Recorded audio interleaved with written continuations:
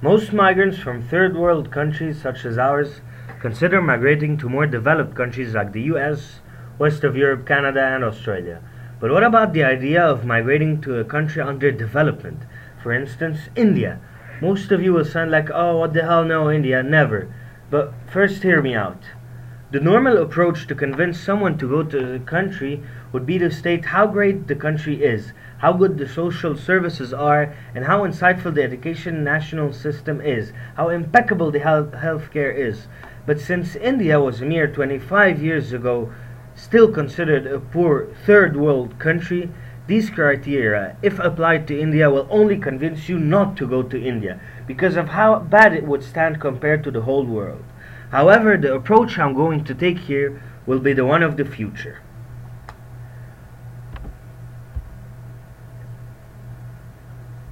Located in south of Asia on the Indian Ocean, India is a huge country.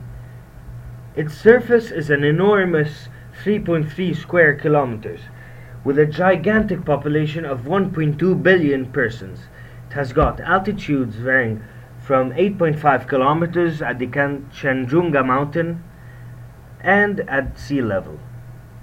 It has also a coastline of 7,000 kilometers square and has many freshwater sources as well as natural resources.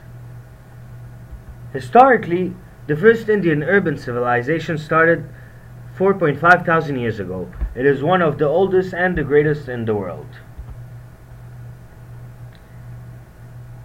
India has an amazing culture. This ancient civilization left behind amazing monuments. By seeing them, you get beautiful exposure to one of the world's greatest cultures. Since it is that big, it has many different habitats in relation to the different climates available. For example, it has many beaches, it has beautiful mountains, forests, deserts like the Thar deserts that occupies 200,000 square kilometers of land, and at the end it's got also snow. You would think all of this would make India a top tourist destination, but you'd be wrong. Amidst all of this, in 2013 India only had around 6.8 million tourists visit its shores. This number is very mediocre compared to France's 85 million. But, as proved earlier, India has the capacity and the resources to attract much more tourists than it actually does. Sadly though, it doesn't. That is most probably due to bad territorial management. However, this means that there is plenty of room to do projects of tourism in India. You can easily flourish there with a small touristic project. I mean, tourism is a multi-billion industry, and it can become a multi-billion in India in the next few years, so why not become part of this boom? Now, as I said earlier, India was considered a third world country 25 years ago. But what suddenly happened? In 1991, it abandoned protectionism from the West and started taking a more multicultural approach to the ruling of their country and to the management of their economy. As a result of this, India is now a member of the BRICS, which is a geographical term used to describe the extremely fast development of the economies of Brazil, Russia, India, and China. The GDP of India is now equal to $4.9 trillion. It is the fourth highest in the world. It has a massive labor force of 487 million men and women who are classified and or ready to work.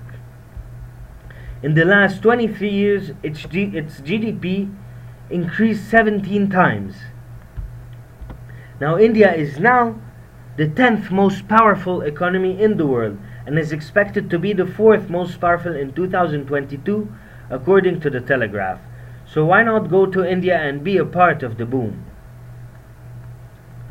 Now India has many different animals. It is esteemed that it contains 60 to 70% of the world's biodiversity.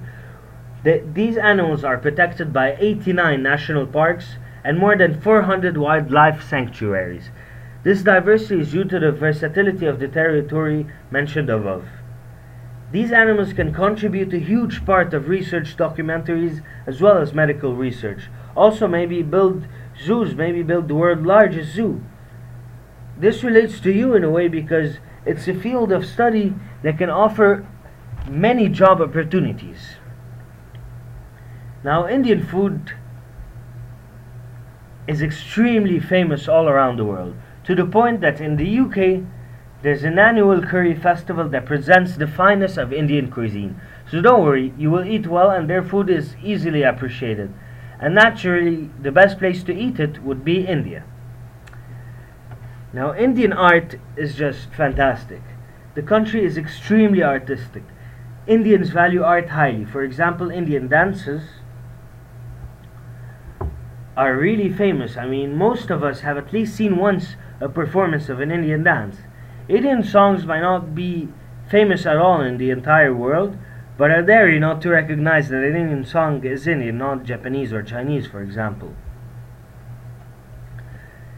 Now, India has a massive film industry that produces per year twice the number of films that Hollywood produces. Bollywood has become extremely famous all over the world. It is a $6.2 billion industry, and their films have been translated to many languages. Just a few months ago, NBC launched its first channel of Indian movies in the Arab world, called NBC Bollywood, that plays Indian movies translated into Arabic. After all, no one could forget what My Name is Khan did to the scene in the world. Now, another proof that India is undergoing social progress can be found within most of our private and public universities in Egypt. Yes, actually, ever wondered why each year the Isaac Club goes to India?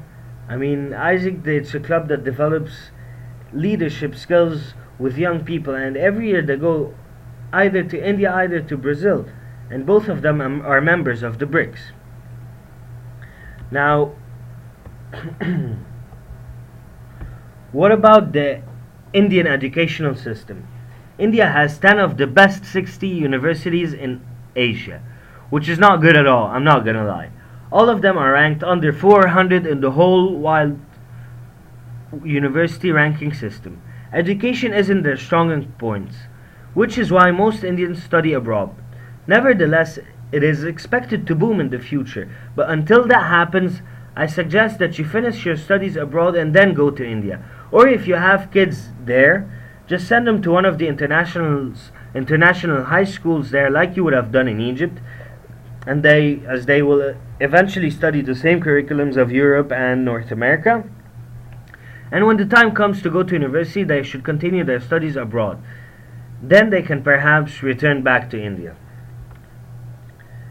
Now, the Indian culture is huge. It is shocking. So a cultural shock upon arrival is highly expected. For your information, a cultural shock can have serious effects on us, generating negative thoughts that can vary from a mild discomfort to a depression. But don't despair.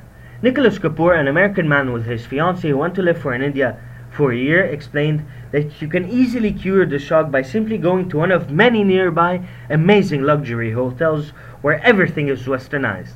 Just go there, sit in the lobby, and they will take care of you. Hotel managers understand that you as a foreigner need a break from your new adventurous Indian life. So even if you are not a customer of the hotel, you will be greeted in a remarkable way and even offered a refreshing beverage just for the sake of relaxing. Try doing that in the States. Now, I just want to add a few simple stats and facts that might interest you.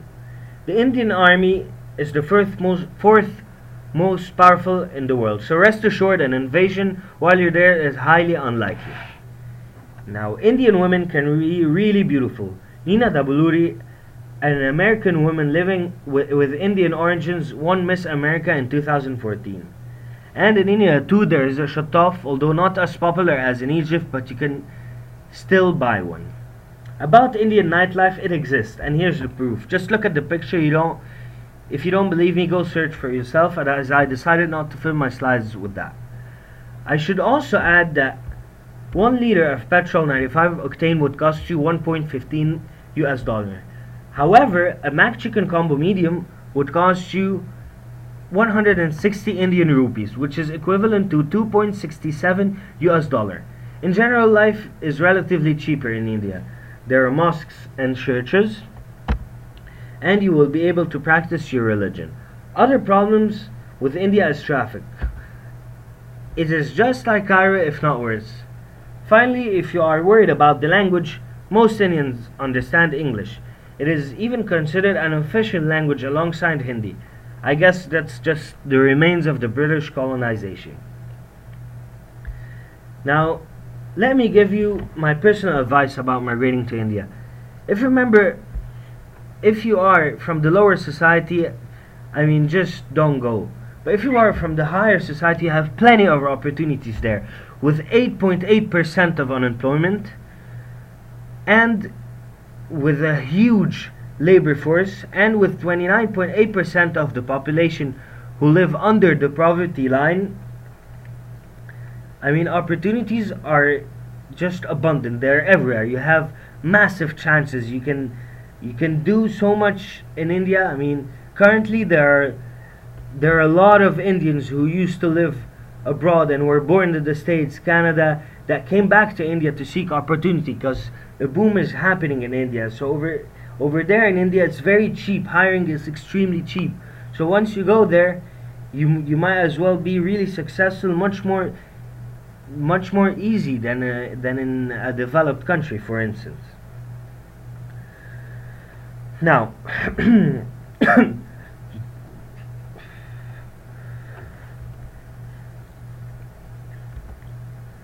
in addition to these reasons, stats, and experiences I mentioned above, here is a quote of an Indian American who moved back to India that summarizes everything. He says that he's here because there's 1.2 billion people and a lot of ways to service them. And at the end of the day, I think there's a lot of money to be made. Even a small dent in the vast Indian market has the potential to be larger than the US population. Finally, the decision is yours, not mine. I'm here to help you think through it and make things easier for you. So if you decide to migrate to India, here are the instructions to applying for a permanent residency or a citizenship while sitting at your living room.